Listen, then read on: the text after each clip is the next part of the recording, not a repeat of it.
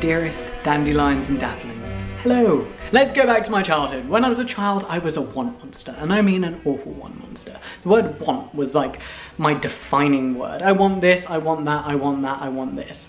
And then when I grew up, I became almost psychologically embarrassed by my past self. And I should have been able to forgive myself because as a child, we have no concept of monetary value. But I couldn't. And because of this, I became the antithesis of what I was as a child. This is a wonderful time for us to reset our values and to figure out what we actually need and want in life. Now, when I moved into my own space, this place in the 3 years that I've been here has gone through insane amount of changes, and I've probably spent an insane amount of money doing so. Repainting, redecorating, knickknacks, trinkets, the lot. And then I'd have this temporary feeling of joy, of satisfaction. And then after a few weeks, all these bits and bobs would frustrate me, and I would donate it all to a charity shop and have an empty space again. And after 3 long years of doing this same vicious cycle, I realized I was trying to forge my identity on my things. And this is a very common mistake for a lot of people, that they use how they dress or how they decorate their environment as a way of making up for not being authentically true to themselves. Before making any purchases now, I stop and I ask myself, am I buying this for me, for a practical purpose, or am I buying this to impress other people? There's a wonderful quote about, we spend our whole lives working to make money, to buy things, to impress people we don't even like.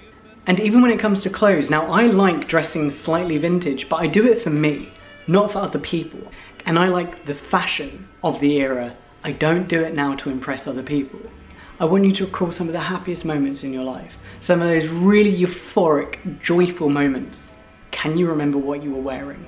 It doesn't matter what you're wearing at the time. What's important is the time being, and I found that minimalism makes you more present, and that sounds so namaste. Minimalism makes you present and gives you the third eye to the universe, but because when you take away everything that is unnecessary, you are only left with the necessary.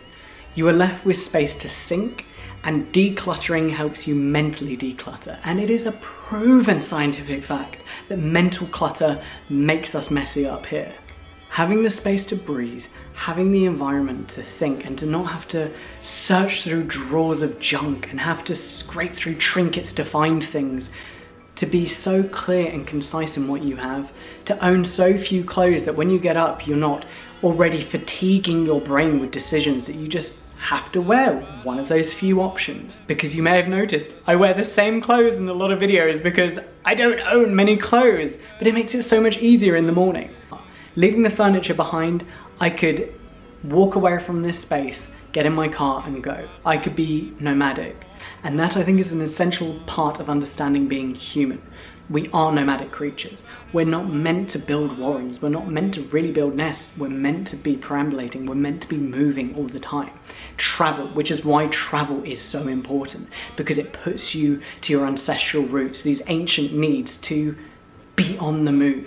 And while a home is lovely, while a shelter is amazing, and I am so grateful for the roof over my head, a home isn't about where are you in the world, it's about where do you belong.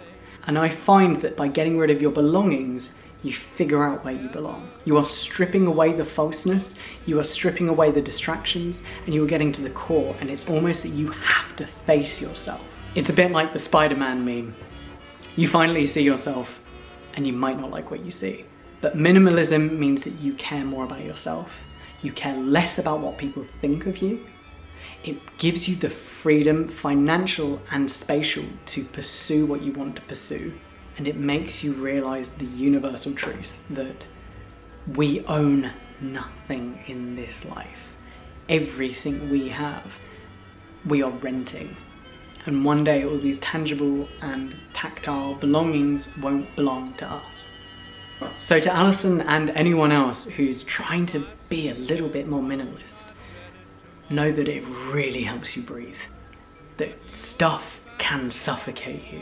And it really isn't about getting rid of everything at once. It's taken me 3 years of dedicated focus and refocus to get to where I am now. But constant tapping breaks the stone. There's always room to edit your life. And as our needs and our desires and our hobbies and our jobs change, the equipment and what we own changes as well. But if you can turn your back on mindless consumption, if you can liberate yourself from that terrible habit, then you make room for so much goodness in your life.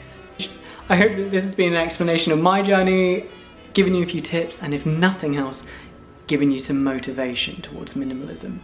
To anyone who's doing this journey, and particularly to Alison, I wish you all the luck in the world. Until next time, stay mindful, stay magical, and I will see you in the next video. Take care. Bye bye.